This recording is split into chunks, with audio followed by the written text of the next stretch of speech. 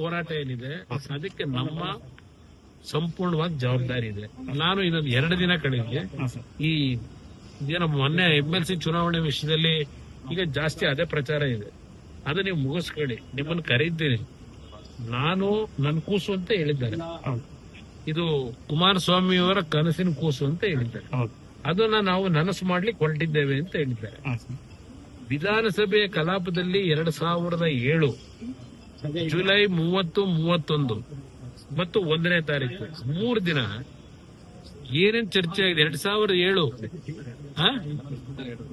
ಅಲ್ಲ, 1 ನಿಮಿಷ ಇರು. 2000 ಇನ್ನೊಂದ್ಸಲ ಹೇಳ್ಬಿಡ್ತೀನಿ, ಕರಿತೀನಿ ನಿಮ್ನೆಲ್ಲ. 2007 ಜುಲೈ 30, 31, 1ನೇ ತಾರೀಕು ಈ 3 ದಿನ ಚರ್ಚೆ ನಡೀತು ವಿಧಾನಸಭೆ ಕಲಾಪದಲ್ಲಿ.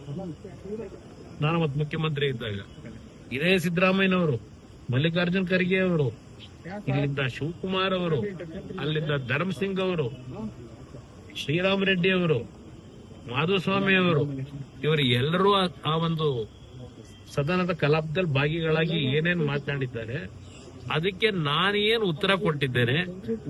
ಬಿಡದಿ ಪ್ರಾಜೆಕ್ಟ್ ಒಂದೇ ಅಲ್ಲ, ರಾಜ್ಯದಲ್ಲಿ 5 ಟೌನ್ಶಿಪ್ ನ ಹಿನ್ನೆಲೆ ಒಂದು ಕಡೆ, ಅದರ ಜೊತೆಗೆ ಕೇಂದ್ರ ಸರ್ಕಾರ ಆಗ ಇಡೀ ದೇಶದ ಎಲ್ಲಾ ರಾಜ್ಯದ ಮುಖ್ಯಮಂತ್ರಿಗಳಿಗೆ, ಸರ್ಕಾರದ ಚೀಫ್ ಸೆಕ್ರೆಟರಿಗೆ SEZ ನ ಯಾವ ರೀತಿ ಫಾರಂ ಮಾಡಬೇಕು ಇನ್ನು 60 ದಿವಸದಲ್ಲಿ ಅಂತ ಹೇಳಿ ಕೇಂದ್ರ ಸರ್ಕಾರ ಮನಮೋಹನ್ ಸಿಂಗ್ ಅವರ ಏನು ಒಂದು ಸೂಚನೆ ಕೊಟ್ಟಿದ್ರು ಎಲ್ಲಾ ರಾಜ್ಯಗಳಿಗೆ.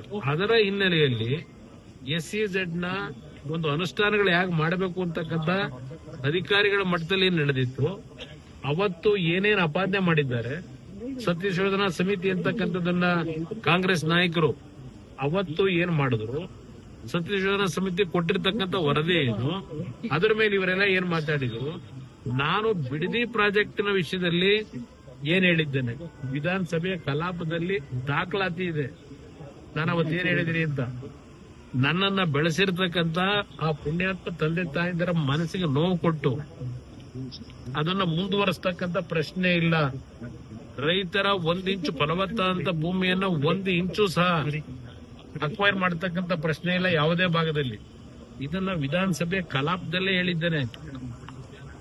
ನಂತರದ ದಿನಗಳಲ್ಲಿ ಏನೇನಾಗಿದೆ ಪಾಪ ಈ ರಾಜ್ಯದ ಮುಖ್ಯಮಂತ್ರಿಗಳು ಮೊನ್ನೆ ಎಲ್ಲ ಮಾಧ್ಯಮ ಕೊಟ್ಟರು, ಡೇಟ್ ವೈಸ್ ಕೊಟ್ಟಿದ್ದಾರೆ, ಯಾವ್ಯಾವ ಡೇಟ್ ಅಲ್ಲಿ ಯಾವ ವರ್ಷದಲ್ಲಿ ಯಾರು ಮುಖ್ಯಮಂತ್ರಿ ಇದ್ದಾಗ ಈ ಬಿಡದಿ ಪ್ರಾಜೆಕ್ಟಿನ ಬಗ್ಗೆ ಏನೇನಾಗಿದೆ.